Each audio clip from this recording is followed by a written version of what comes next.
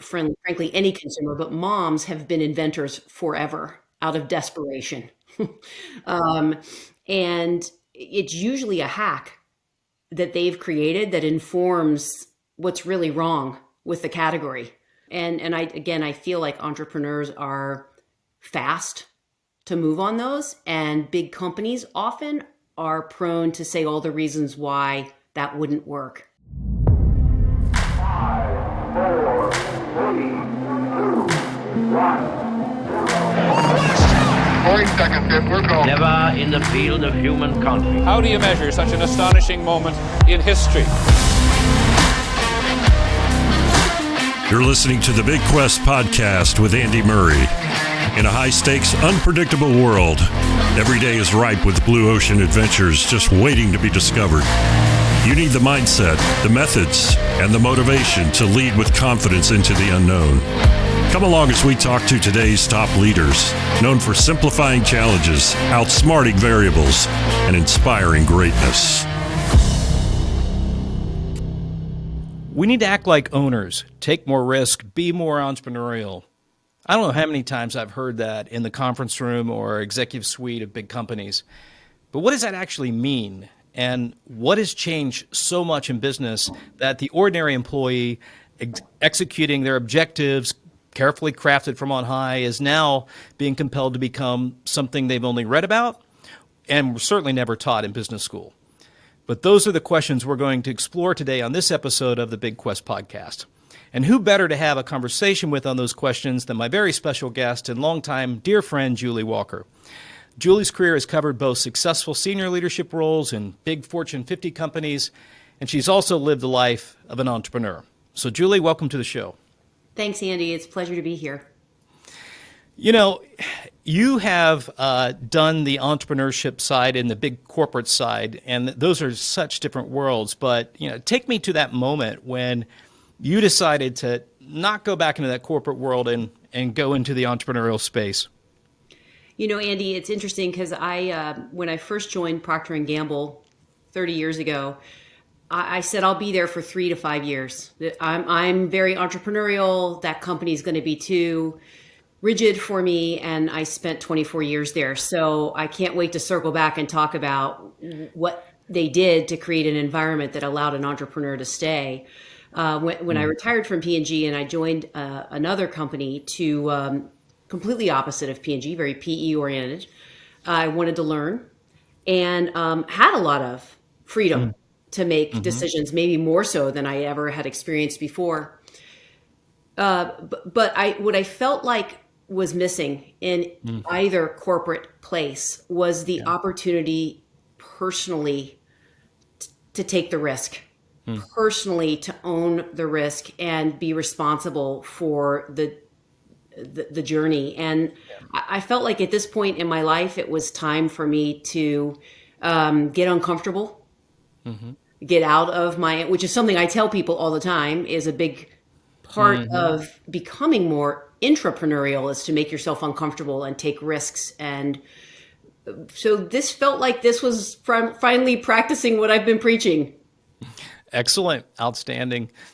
A lot of people haven't lived both sides of that. Either they've been in corporate jobs their whole career, or perhaps they started working in a small company and been entrepreneurial their whole career.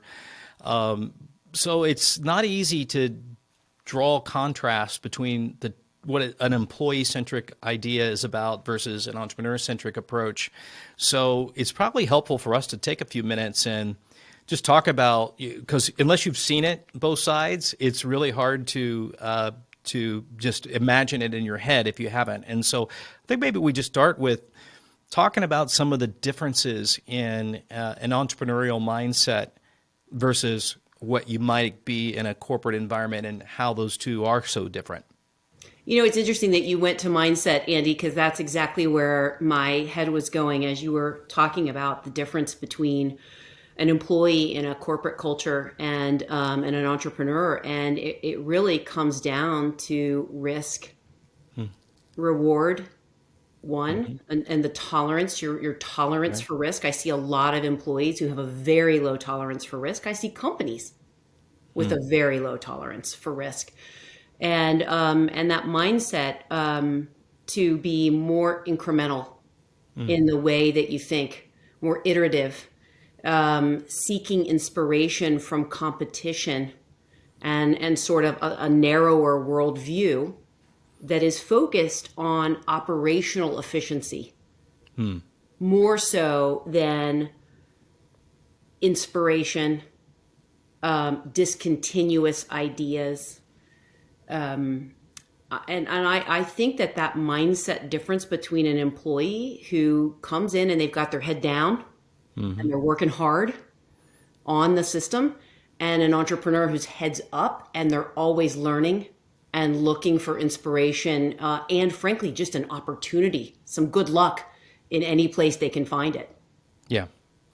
Yeah, I couldn't agree more. I do think that that's definitely a key element of that. And I think also the looking at the problems differently. I think when you're in an employee environment, corporate-wise, when you're faced with a problem, you immediately look for how have we solved this in the past, and you're drawing from that experience, which is a good thing because it lets you achieve things quickly and move forward, and you're relying a lot on precedent. An entrepreneur doesn't have precedent, and so every problem is faced with a different approach, which you're really trying to dig into and say, what can this problem teach me? What can I learn from this problem? Is there an opportunity for innovation buried inside this problem, versus having a history bank of the things you could pull out of your memory to go solve that? And that takes a bit more of a right brain, slow it down a little bit, see these problems as something that could reveal the gold. Yeah, Andy, it's really interesting that you talk about that, both in the right brain area, because it's a bit of a dream, right? It takes a dream and lots of energy toward your dream, but also this notion of not drawing on past success. Right. That's not the best path forward, and there's all kinds of wonderful quotes related to that. But I do think that this notion of intense curiosity exists in an entrepreneur and in any intrapreneur, more so than the typical employee who is wanting to optimize what already worked in the past and just make it better, do it faster, cheaper. But it's definitely drawing from experiences in the past. Yeah, I couldn't agree more. And one of the things that I think is a bit of a watch out is that this desire to bring more entrepreneurial pieces in, where the entrepreneur gets hung up is when you are trying to scale and do things operationally that, like let's say, like your experience in CPG as well as mine. A minimum viable product, right? That's a very entrepreneurial thing to do. And if it's not right, you pivot. Well, you get the label wrong on a package and misprint,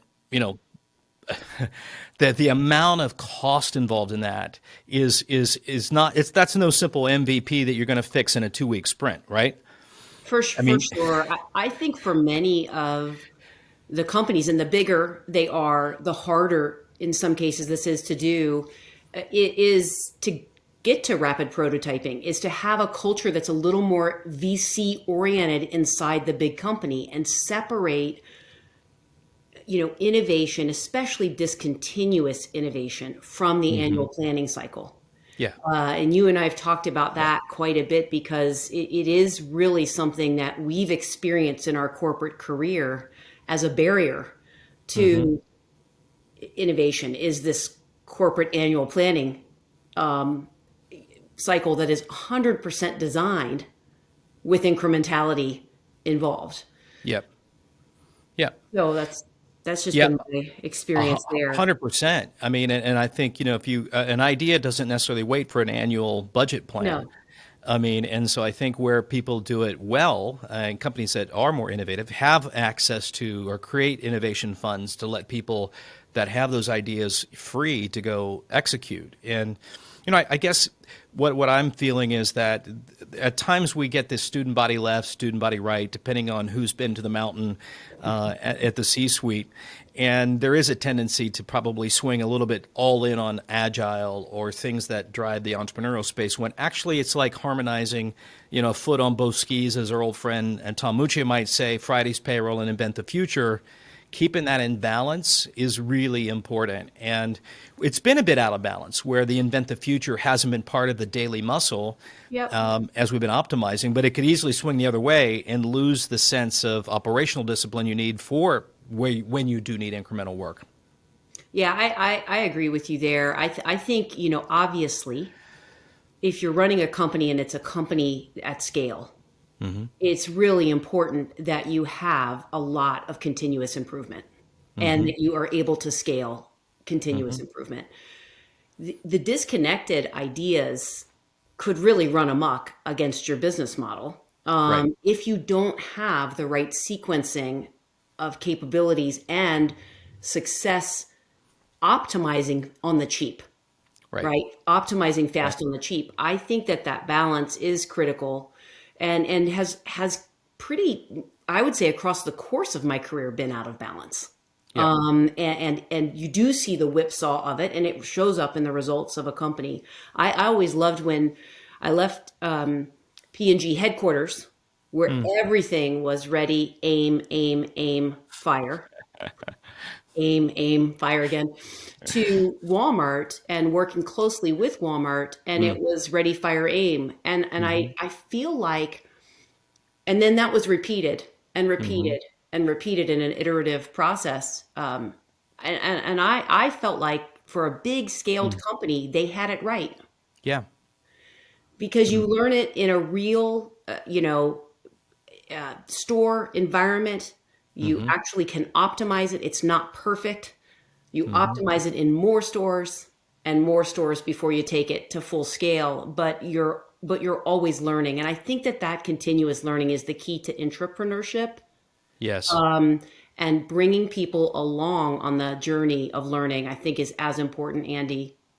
100%, 100%. I think something you said earlier, that as we talk about what's the difference between the two worlds, I do think in corporate environments, you tend to over-index a bit looking at competitors, as you pointed out, because why would you do that? Well, because they, you can see whether it worked or not, right? And then you can adopt that. And why take risk when you can just adopt what's already been working at your competitor?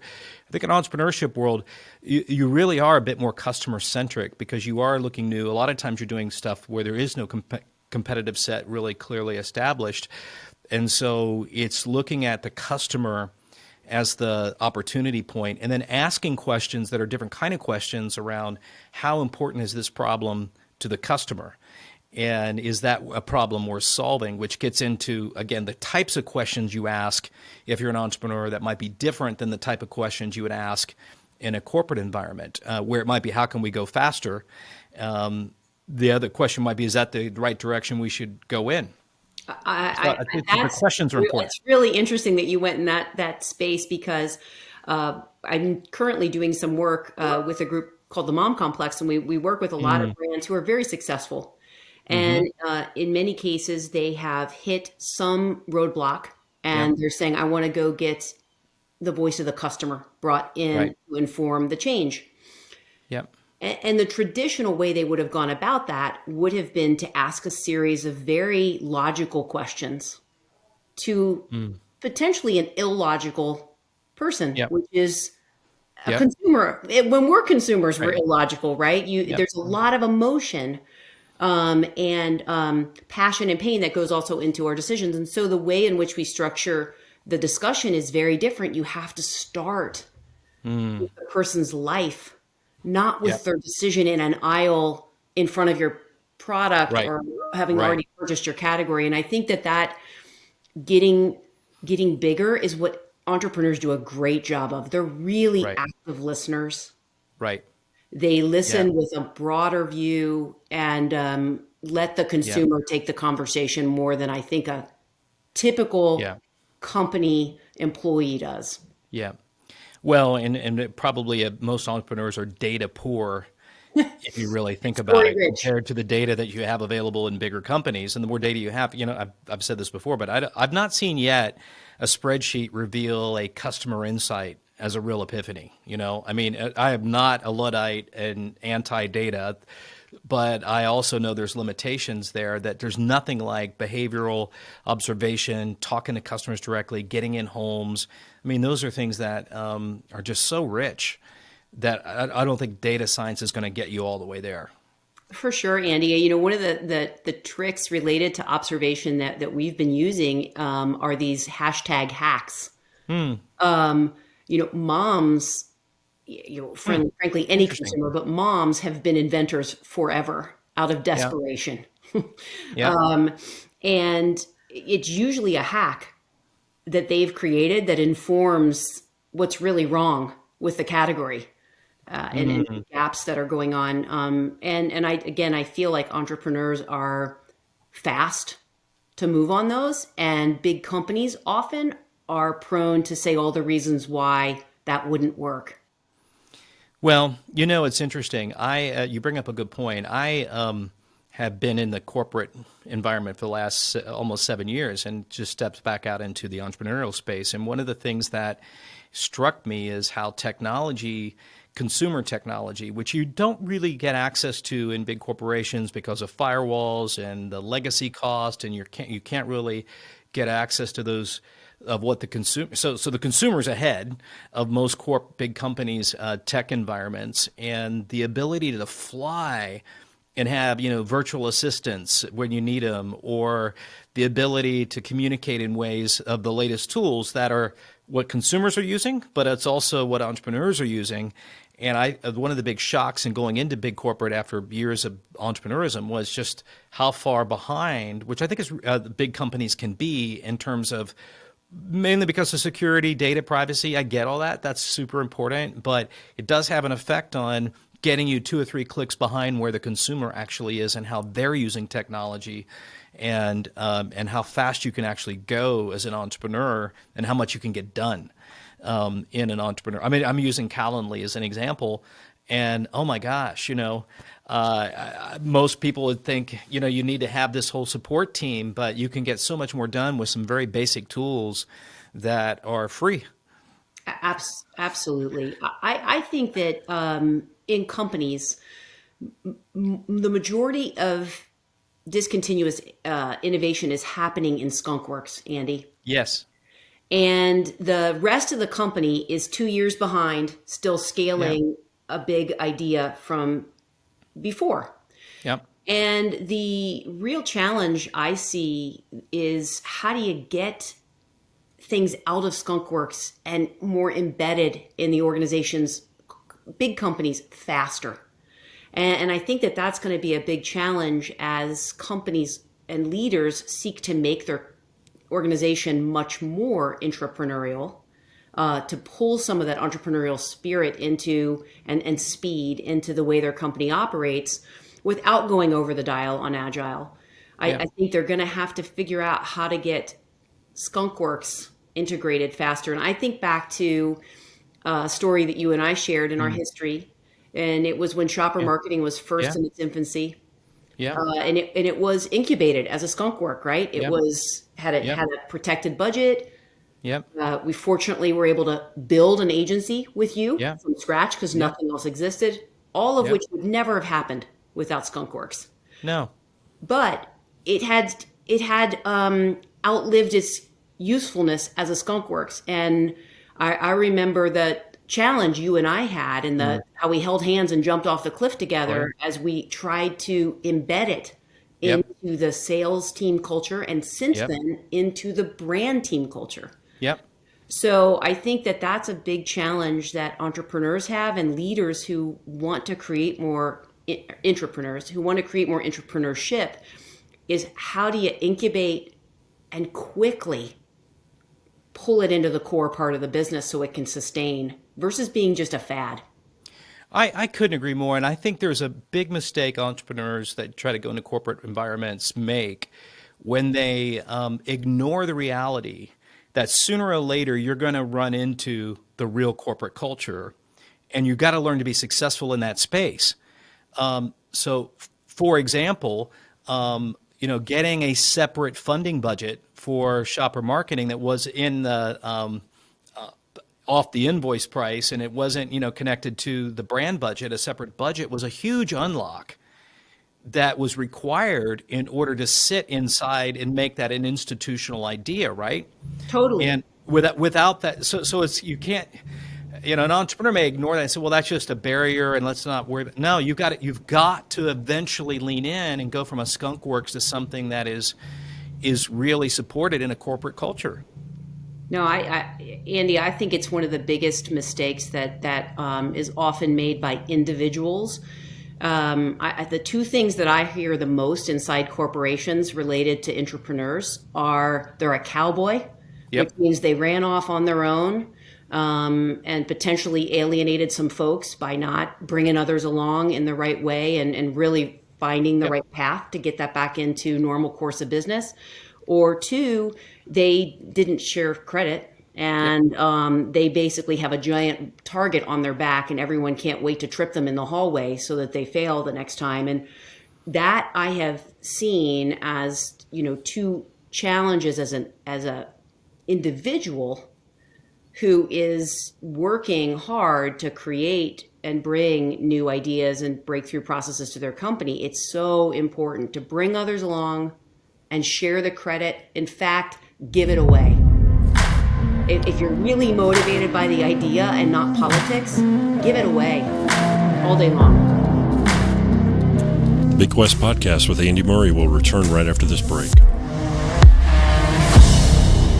Today more than ever, we need leaders who lead with the values of excellence, professionalism, innovation, and collegiality, which stand for EPIC.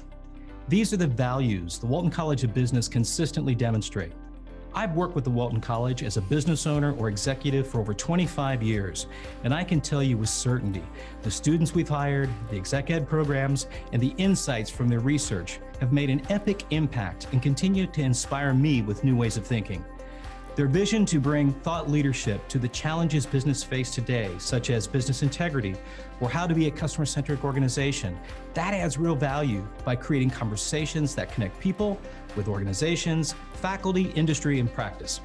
I put a link in the show notes to Dean Matt Waller's Be Epic podcast, where you'll hear stories and get great content that will inspire you to be epic.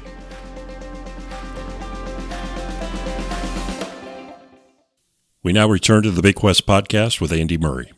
Well, it's really interesting. You're speaking really to the leadership deficit that is there for blue ocean type work. And I remember sitting in an executive team leading where we had just been presented some big strategic initiatives that were blue ocean related, say from big professional service firms saying, if you don't reinvent yourself and do this and that, you're going to die and cease to be relevant. And after the consultants leave, you look around the room and say, who are we going to assign to lead this initiative? And you typically end up with someone that's been more in an operating role that's got a history of delivering against incremental things. And you assign them, and the first thing they do is they create a barrier around themselves because what others see as collaboration, they see as bureaucracy, and try to go fast. And inevitably that fails because it's not involved the right people. And that's one of the beauties, I think, and why I'm such a big fan of Agile, is that you do get operating units in there. It moves you away from skunk works, which you just create so much resentment of, like, why do they get to have all the fun? Right. When I'm sitting here doing the routine work every day, right? I want to have fun. And so Agile lets you do that. But it's, so I think that's one good sign, I think. And I think the other thing is that the more companies are starting to put in Agile, it's elevating the demand for leaders to run those teams that can think a bit more right brain out of the box. They don't have to rely on certainty. They can be comfortable in uncertainty. That's why I think what we're talking about here of this entrepreneurship idea is only going to grow as we get past COVID and continue on. I don't see it going back. Do you? No, I definitely don't. The pace of change that's going on in the consumer world, even since COVID, Andy. I mean, it's been certainly running in the lifetime of my children because they were born Gen Zers, right, in this big technology boom. But consumers are now running even faster, I think, than technology in change since COVID. I've never seen this kind of behavior change that's been brought on by the constraints of COVID, and I don't see how companies will be successful without catching up to the consumer. We talked about it a little bit before, right? The consumer seems to be ahead of corporations. They're going to have to catch up. And I believe that Agile will be a part of it for sure. I think it's a great bridge between Skunkworks and core operation, better than we've had in the past as companies. But there's no going back. Well, I mean, I think some people are predicting that we're going to enter this golden era of creativity that's going to be required. And if you look at so many categories in retail where yogurts, beverages, that the SKU density was one thing, and then through COVID, because of distribution logistics, they went down. I think Pepsi's numbers of how many items they didn't really need in there, and sales only dropped. Well, no, 30% of the items was doing 1.5%, 2% of sales. What happens to shelf space when we get on the other side of that? And what are you going to put back in those spaces when you realize you didn't really need certain line item extensions and variety?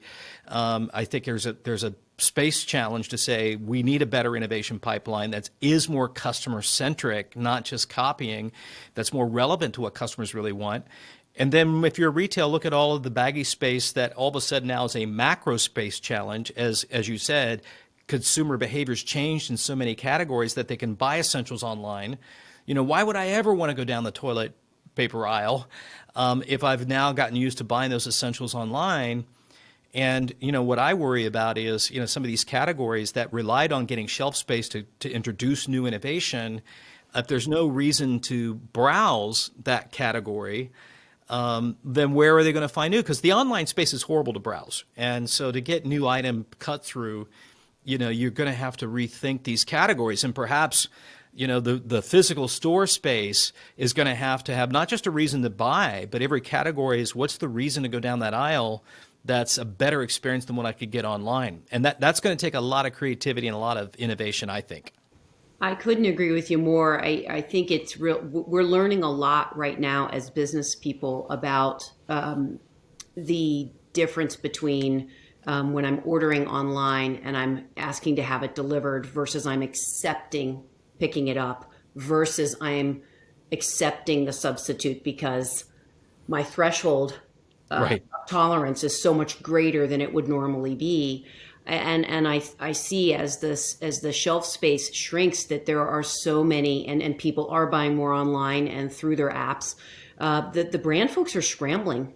A lot of the clients that I talk to, they're scrambling because trial has never been easy, even in the past. I mean, 70% of initiatives don't succeed because they don't hit their trial rates. And that's going to be have greater pressure now because the primary trial vehicle is being disrupted considerably. And I do think that retailers are going to choose to reallocate that space that was previously held in duplication by the fast-moving SKUs. I think they're going to reallocate that to totally different categories, totally different services that they can sell, or something much more interactive. And someone's got to invent that, Andy. Yeah, 100%. And, you know, I think a lot of the CPG brands have been a bit safe because when you start reallocating category space, you get into macro space, you almost have to work through a store prototype. And macro space is super expensive. And a lot of retailers have stopped building new stores. They haven't been really, they take it in through the remodel plan. And so when you do the remodel, and now you're talking about a 7-year, 8-year remodel program, that's where you're going to see that space change. So it takes a long time for a new prototype to work through the system.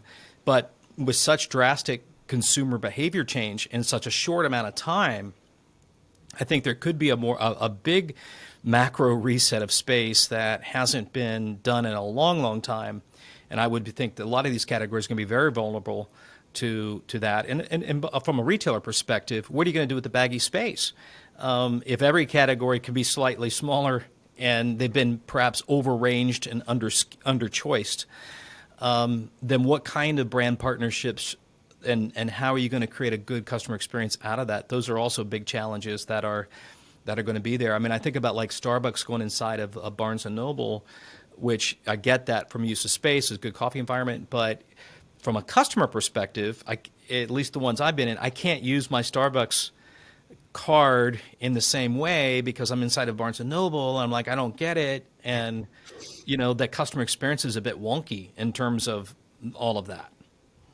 Right. I think, you talk about customer experience. I think that the customer experience and mapping the journey and understanding decision trees, and maybe even bigger than your category, is a very rich source of inspiration for entrepreneurship.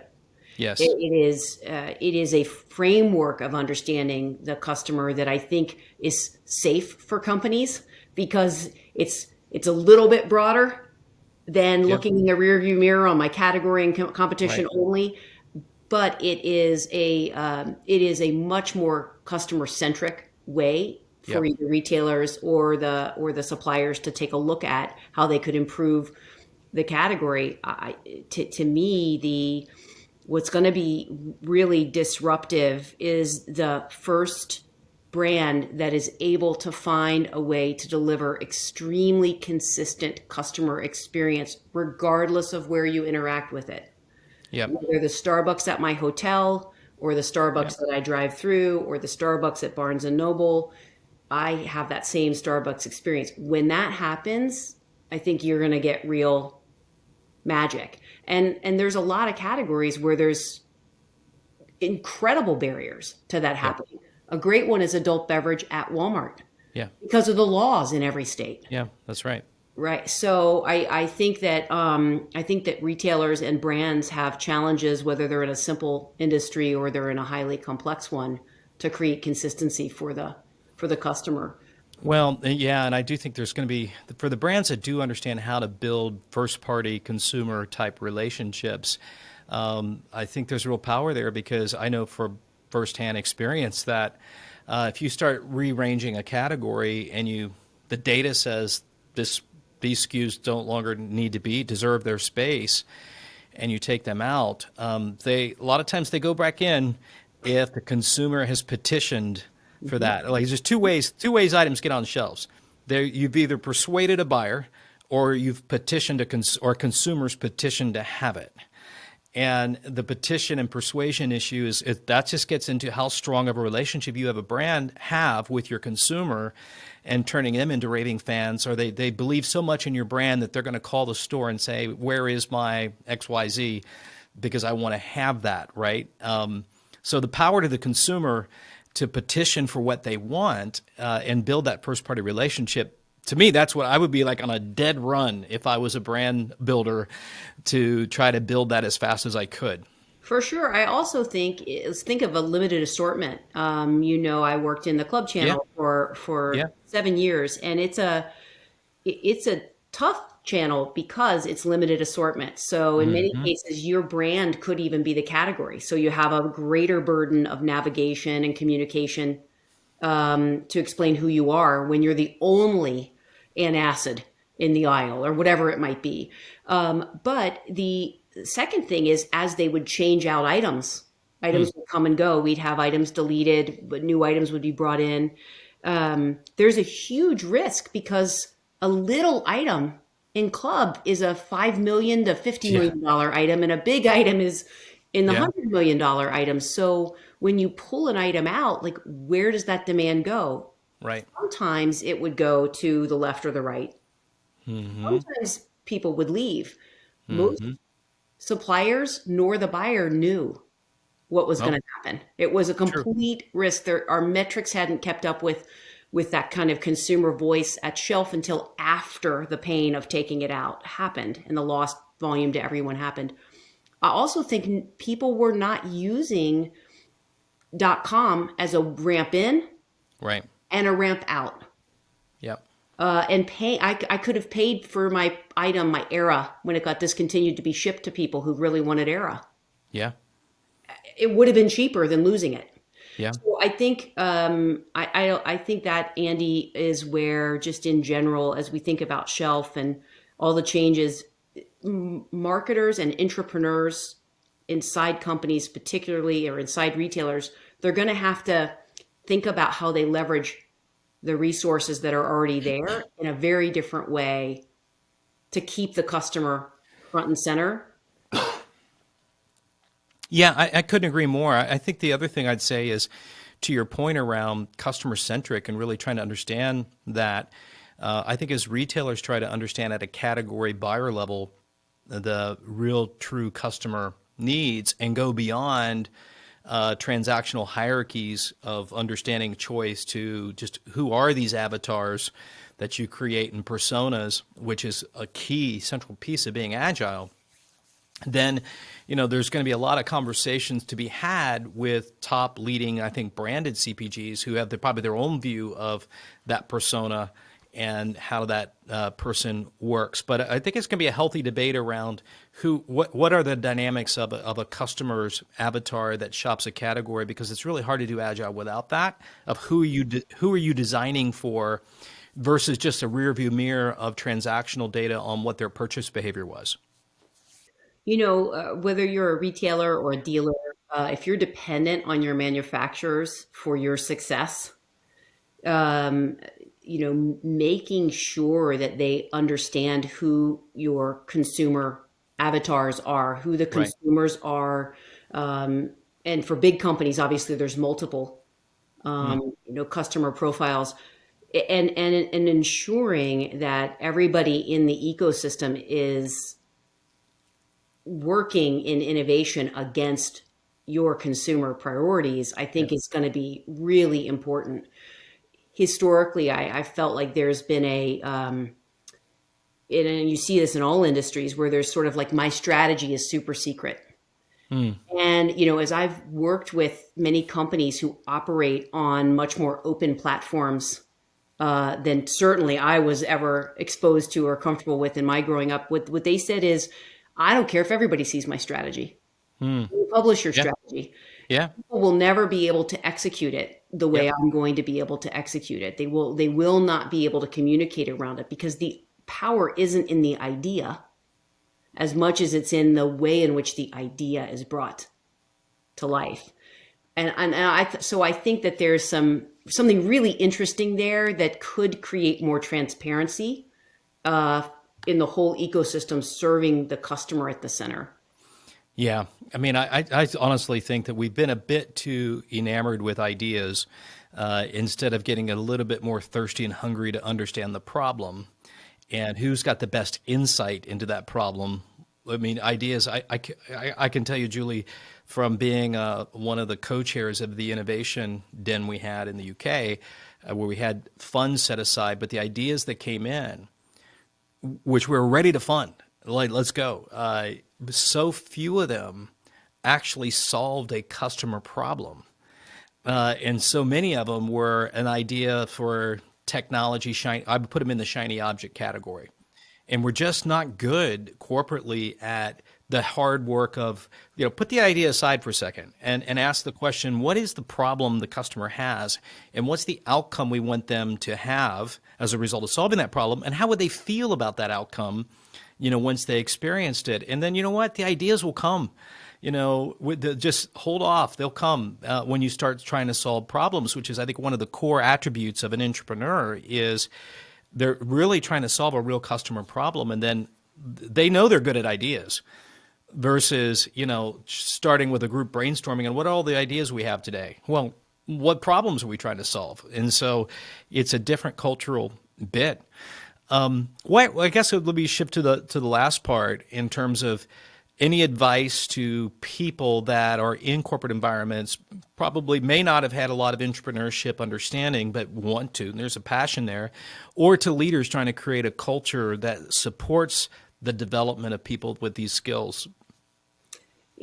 I would say the most important thing is to study the consumer, the customer, not. Yep. Don't spend so much time studying your industry or your category. Really study the consumer or the customer. There's a big lack of real insight about the problems that customers have engaging with products and using the products across all industries, way beyond the ones you and I have been in for the majority of our career. And I think that's the first place I would start. I would say you got to make time for heads up versus heads down time in your organization. You got to value that. Yeah. And where I would direct people is study other industries. Be 100%. curious in other industries. One of the things that I love to tell people, individuals, is make yourself uncomfortable at least once a year. Whether that's taking an assignment that makes you uncomfortable, taking a vacation that makes you uncomfortable, taking a class that makes you uncomfortable, because intrapreneurship is really getting comfortable going outside of the trusted road behind and the trusted tools that got you where you are. So I think that piece is important. And as you think about making time for heads up versus heads down, that's both an individual and a corporate. You know what? That's really well said. A couple pieces of advice for those that are in a bigger environment. Two things. One, go look for the fringe type assignments. And I was told many times not to go to Fayetteville, Arkansas. Where's that? And why would you take a P&G, leave Cincinnati? No one's going to see you in the elevators going up and down to the 11th, whatever floor, and out of sight, out of mind. It's going to be a horrible career move for you, Andy. I remember that. And I was like, no, it's perfect. It's perfect. Just like go to the fringe where you can innovate and learn new things. And I think that's been your experience too, right? Oh, totally, Andy. I mean, I was scared to death. I had 3 little kids and I had an opportunity to go work inside Sam's Club as an executive on loan. I was terrified. Yeah. It was a big stretch for me. I'd never worked in retail before. And it was in a senior position, which I think also has sort of this burden of I'm not worthy that goes with it. And their office hours were very different than what my children were used to with me. But it was the best experience of my career. And I totally agree with that advice to look to the fringes. And I think many of your other guests who've even been on your podcast before have talked about some of their very best career opportunities happened when they got outside the core and 100%. learned something different and had an opportunity to make a big difference.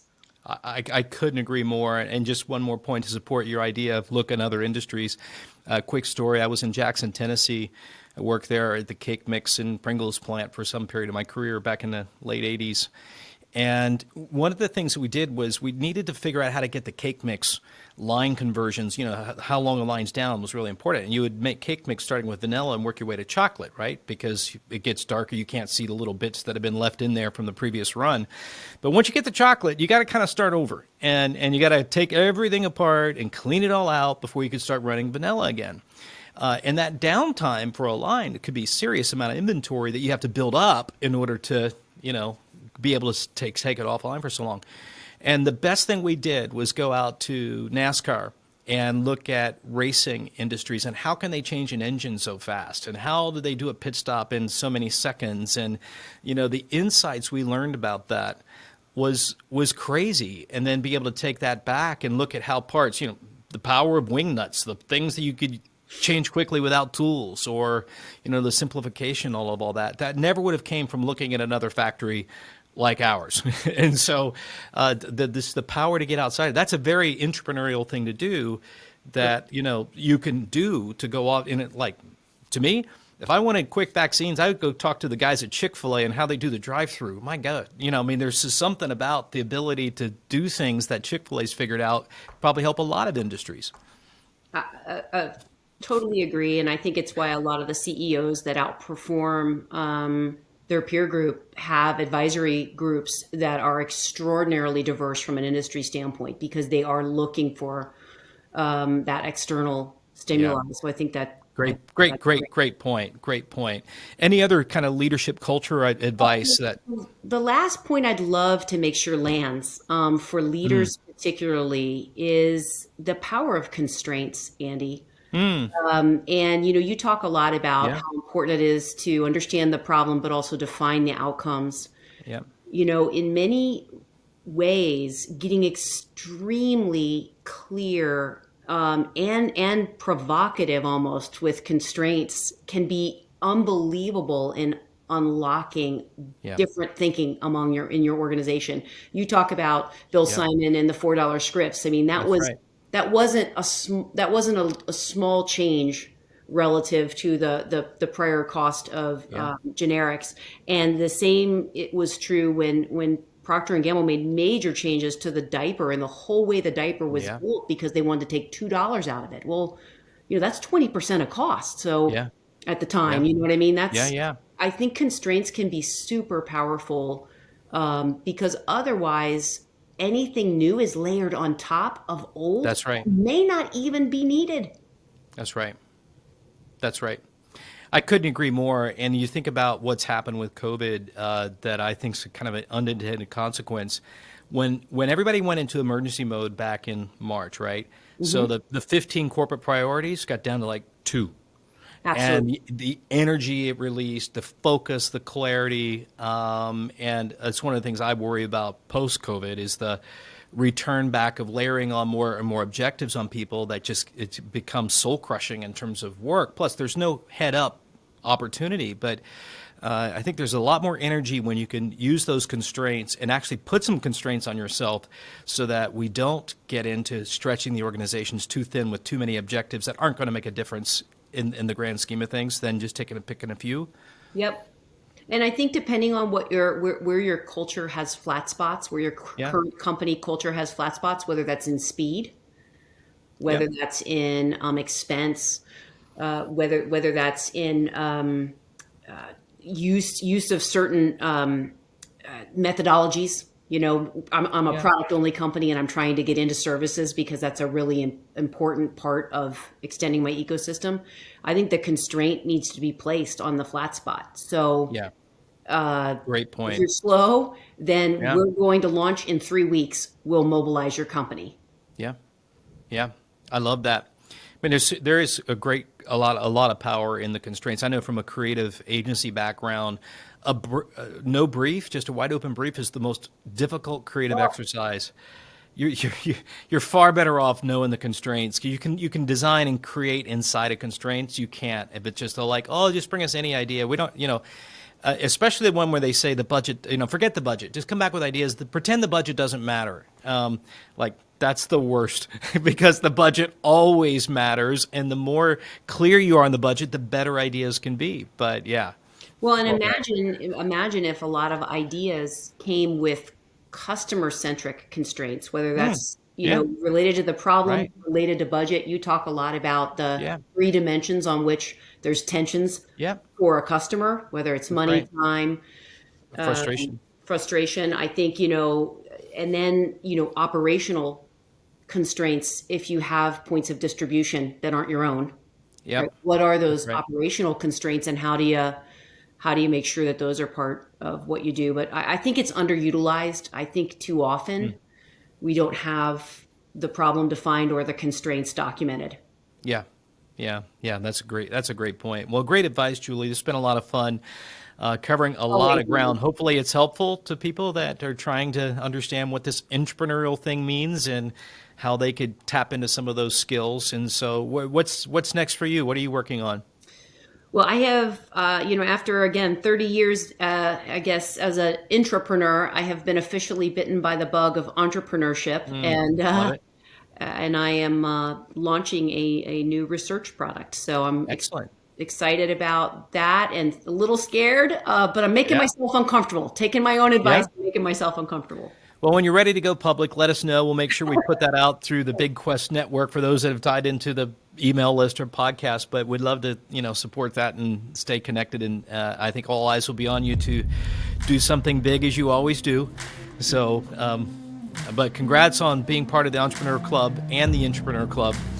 And thanks for your time today. It's been great. Appreciate it. Thanks for listening to the bigQUEST podcast with Andy Murray. Make sure to head over to bigQUEST.com to download our free checklist to launch your own bigQUEST. On the website, you'll find resources and ideas around the method, mindset, and motivation concepts behind the bigQUEST framework. If you like this episode, make sure to subscribe and leave a comment. We'd love to hear what resonated with you today. And if you want to share this podcast, we're available on Apple Podcasts, Stitcher Radio, Spotify, Google Play, and anywhere you listen to audio. Our goal with this podcast is to help passionate leaders think differently and make meaningful change. Be sure to subscribe so you'll be notified when the next episode goes live. Until next time, I'm Ben Ortliff here with Andy Murray, reminding you to think big and quest on.